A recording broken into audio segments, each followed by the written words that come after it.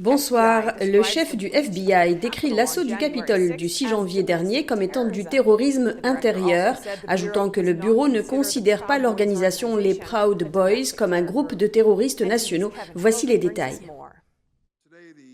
Le directeur du FBI, Christopher Wray, s'est exprimé sur l'assaut du Capitole devant les législateurs mardi. Il a déclaré que le bureau ne disposait pas de rapport de menace crédible concernant une attaque planifiée à l'avance, mais que le FBI considère l'incident comme du terrorisme national. J'ai été révolté que vous, les dirigeants élus de notre pays, ayez été pris pour cible ici même, dans ces salles. Cette attaque, ce siège qui était tout simplement un comportement criminel, et ce comportement que nous, le FBI, considérons comme du terrorisme domestique, n'ont pas leur place dans notre démocratie et le tolérer serait se moquer de l'état de droit de notre nation. Lors de l'audition, le sénateur Lindsey Graham a demandé à Wray si les Proud Boys étaient une organisation terroriste, plusieurs de ses membres ayant été inculpés dans l'affaire de la violation du Capitole. Les Proud Boys sont-ils un groupe terroriste national ? Eh bien, je ne pense pas que nous ayons traité les Proud Boys eux-mêmes comme un groupe de terrorisme national. Que faut-il pour faire la liste ? Comme vous le savez peut-être, sénateur, en vertu de la loi fédérale et de la loi américaine, il n'y a pas de liste des organisations terroristes nationales de la même façon qu'il y a une liste des organisations terroristes étrangères. Le lendemain de l'attaque du Capitole, l'officier de police américain Brian Sicknick est décédé. Le New York Times et d'autres médias se sont rétractés ou ont mis à jour leurs informations affirmant qu'il avait été tué après avoir été frappé avec un extincteur lors des événements. Wray a déclaré aux législateurs qu'il ne pouvait pas divulguer la cause du décès de Sicknick. Il n'est pas clair si le FBI ne connaît pas la cause de sa mort ou s'il ne la divulguera tout simplement pas. C'est l'anniversaire du Dr Seuss, mais au milieu des critiques au sujet de stéréotypes raciaux, 6 de ses livres ne seront plus publiés. Le 2 mars était un grand jour dans le domaine du livre. Il marquait le 117e anniversaire du célèbre auteur pour enfants, le Dr Seuss, et c'était aussi la journée nationale de la lecture aux États-Unis, qui célèbre la littérature et la lecture pour les enfants. Mais les entreprises du Dr Seuss disent qu'elles cesseront de publier 6 de ces livres parce que selon elles, ils dépeignent les gens de manière blessante et erronée. L'entreprise fondée par la famille de Seuss aurait pris cette décision l'année dernière après avoir recueilli les réactions d'enseignants, d'universitaires et de spécialistes. Les critiques citent un exemple d'image offensante dans un livre censuré. Il montre un Asiatique portant un chapeau conique, tenant des baguettes et mangeant dans un bol. Le président Biden a publié une déclaration à l'occasion de la Journée nationale de la lecture en déclarant « La lecture nous informe, nous renforce et nous apprend les leçons de l'histoire ». Mais contrairement à ses prédécesseurs, Trump et Obama, il n'a pas mentionné le Dr Seuss, alors que Melania Trump et Michelle Obama avaient lu des livres du Dr Seuss à l'occasion d'événements. Eh bien, encore une fois, je pense qu'il est important que les enfants de tous les milieux se voient dans les livres pour enfants qu'ils lisent. Mais je vous renvoie au ministère de l'Éducation pour plus de détails sur la rédaction de la proclamation. Alors que certains disent que ces livres ne devraient pas être retirés, d'autres ont critiqué le Dr Seuss pour ses représentations prétendument racistes des Noirs et des Asiatiques. Une étude affirme que la littérature de Seuss est remplie de suprématie blanche et affirme qu'il n'y a pas assez de personnages de couleur, comme les écoles publiques du comté de Loudoun de Virginie, qui ont annoncé dans le Daily Wire qu'elles éviteraient de lire les livres du Dr Seuss en raison, je cite, de nuances raciales dans les livres et des illustrations de Seuss. Les entreprises du Dr Seuss se disent engagés à écouter et vont revoir l'ensemble de leur collection. Le débat sur la culture de l'annulation ou cancel culture prend de l'ampleur. Des voix s'élèvent contre les dangers de cette pratique et un député demande même une audition sur le sujet à la Chambre. Le député Jordan demande à l'Assemblée de convoquer la première audition sur la culture de l'annulation. Les racines de la culture de l'annulation remontent à la Révolution française. C'est un phénomène qui consiste à exclure quelqu'un des cercles sociaux ou professionnels parce qu'il a des opinions politiques, mène des actions ou fait des commentaires jugés controversés. Selon le député Jordan, la propagation de la culture de l'annulation constitue une grave menace pour la liberté d'expression.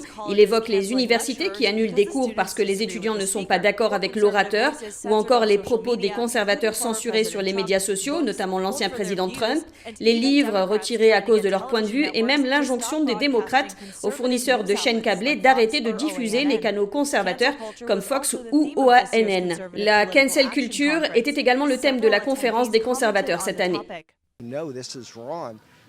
Non, c'est faux. Ce n'est pas la liberté. Quand vous niez la liberté d'expression, vous niez les principes et la Constitution, comme le premier amendement.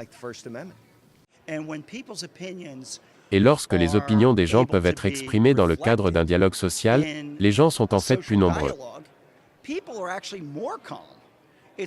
C'est alors que les voix des gens sont étouffées et qu'elles sont censurées. Les Américains sont censurés. Un participant a déclaré que le milieu des étudiants souffre de cette culture de l'annulation. Cela les prive de leurs droits innés en tant qu'Américains, de savoir d'où ils viennent et de connaître notre culture par le passé. Et donc, la culture de l'annulation n'est qu'un mot de plus dans les outils dont disposent les socialistes pour supprimer la liberté d'expression. Pour certains, si nous autorisons le dialogue au lieu d'annuler tous ceux avec qui nous sommes en désaccord, cela pourrait être un pas vers l'unité. Il est important que nous discutions juste à travers nos différences, et nous constaterons que nous sommes moins différents que nous le pensons. Le député Jordan déclare, je cite, « Nous devons combattre cette tendance avant qu'il ne soit trop tard », ajoutant que cette question devrait recevoir le soutien des deux partis. Twitter resserre son emprise sur ce qu'il appelle la désinformation. Il cible maintenant les tweets sur le vaccin contre le virus du PCC. Voici les détails et les dernières informations sur le virus. Twitter a débuté le mois avec une mesure de répression. Ils vont maintenant signaler les tweets qui pourraient, je cite, contenir des informations trompeuses sur les vaccins Covid-19. Et si votre tweet est signalé, vous aurez droit à un avertissement. À partir de 5 flags, vous serez définitivement suspendu.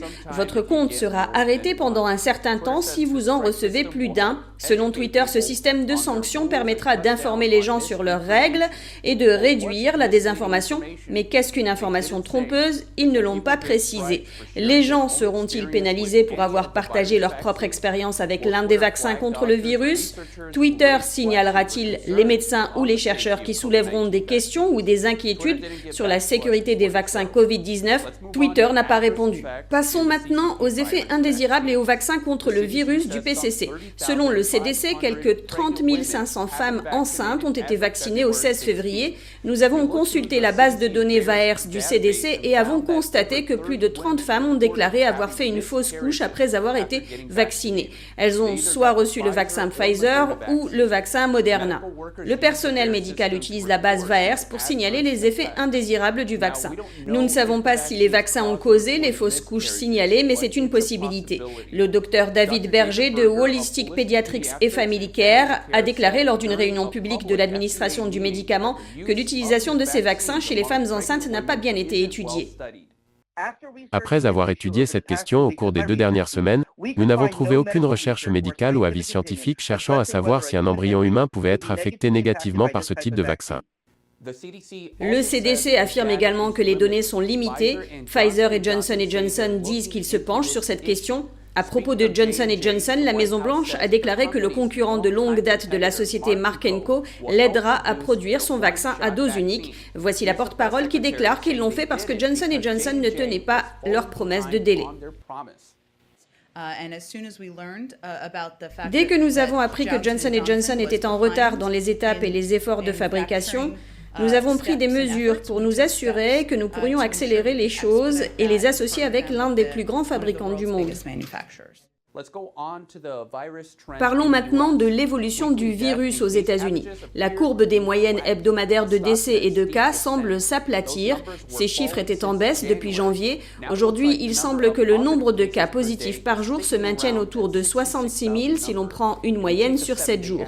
Et le nombre de décès est d'environ 1800 par jour, un chiffre que nous n'avions pas vu depuis décembre. Mais les hospitalisations continuent de diminuer, ce qui est une bonne nouvelle.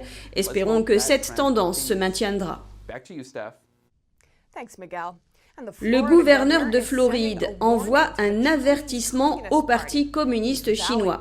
Il s'engage à protéger son État contre l'influence du communisme chinois. Le gouverneur de Floride, Ron DeSantis, dévoile de nouvelles lois radicales pour faire face à l'influence hostile du Parti communiste chinois.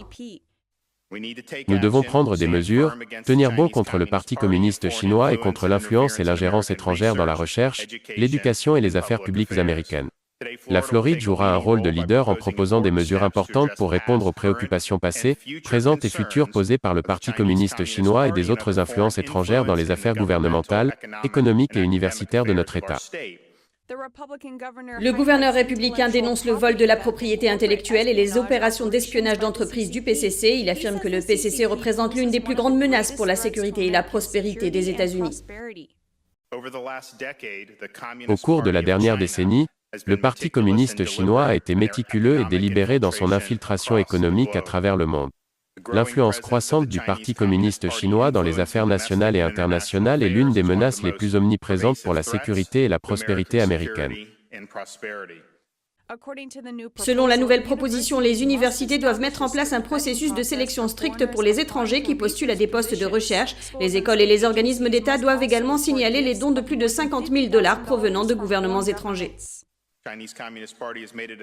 Le Parti communiste chinois s'est donné pour mission, dans le cadre de son expansion mondiale, de voler la propriété intellectuelle de nos entreprises, de notre gouvernement et de nos institutions universitaires, tout cela pour alimenter davantage ses objectifs mondiaux.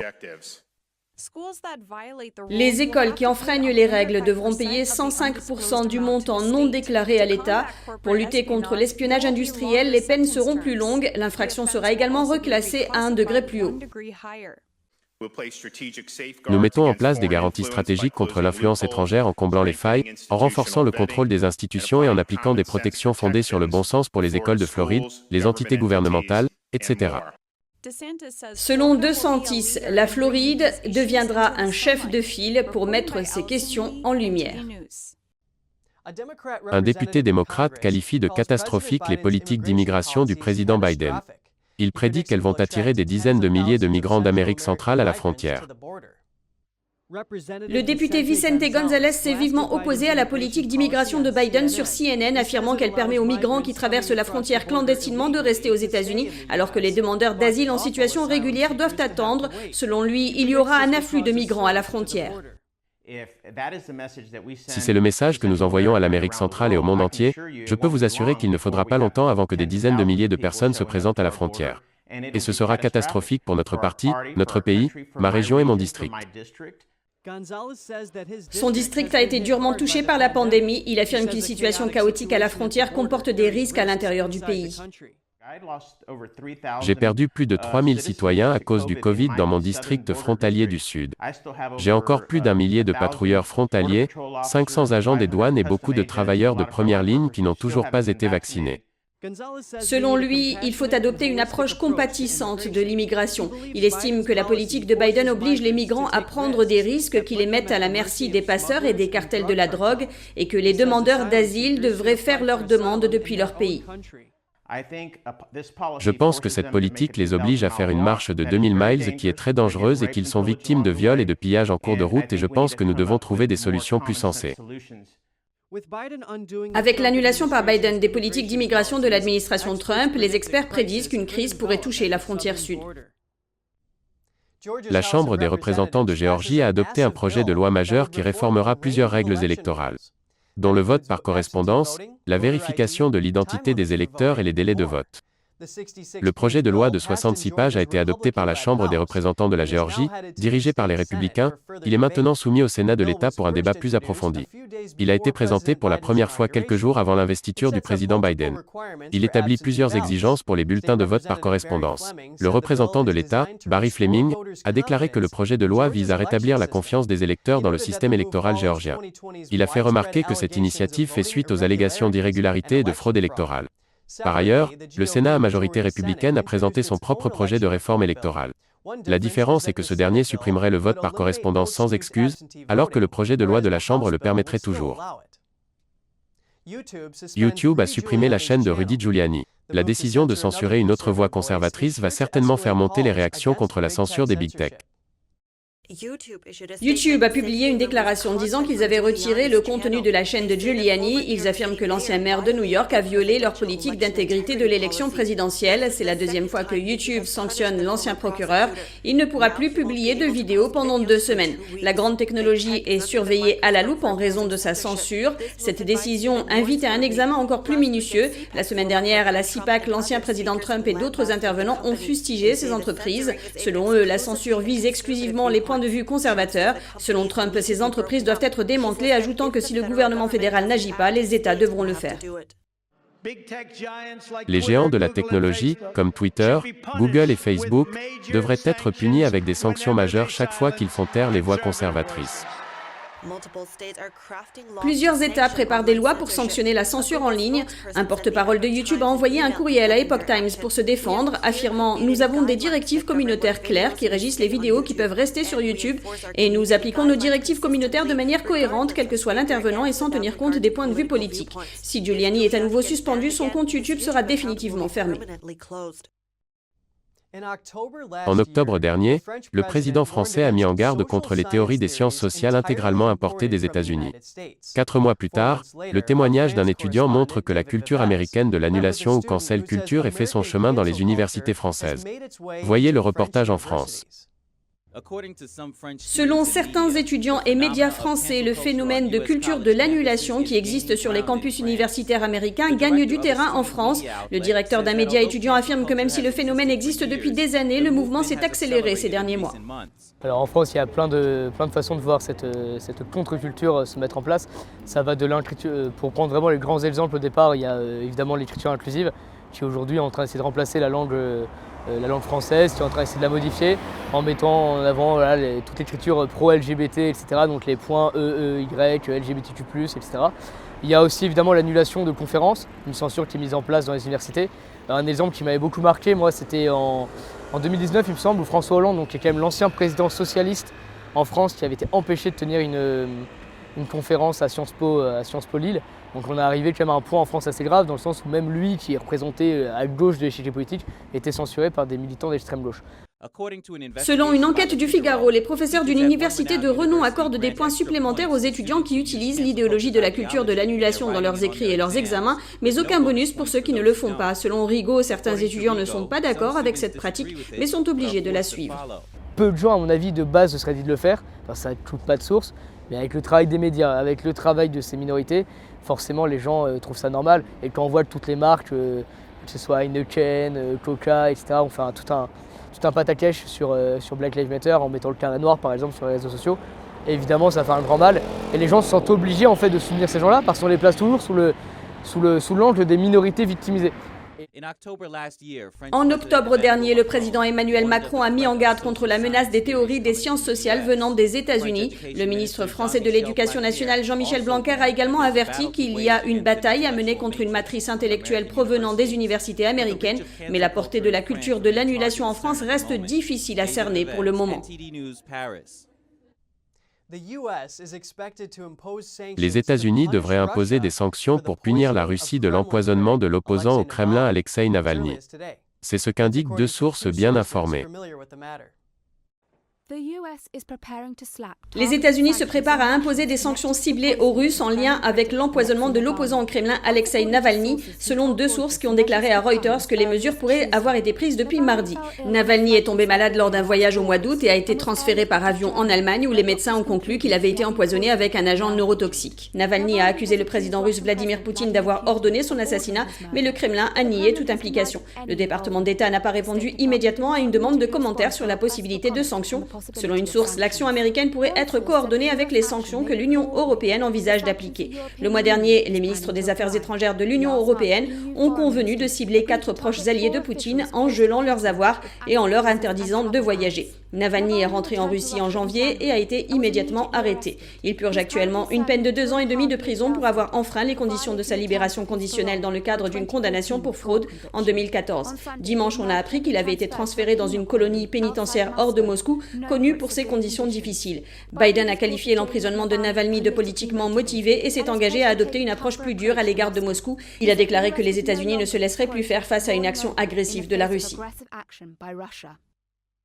Depuis le 1er février, la chaîne NTD TV vous propose chaque jour 1 heure de programme en français, accessible gratuitement sur les canaux suivants: Orange canal 548, Free 799, SFR 921 et Bouygues 802. La première diffusion est programmée à 20h avec une rediffusion le lendemain à 13h. Vous pouvez aussi retrouver toutes nos vidéos en vous rendant directement sur notre site internet ntdtv.fr.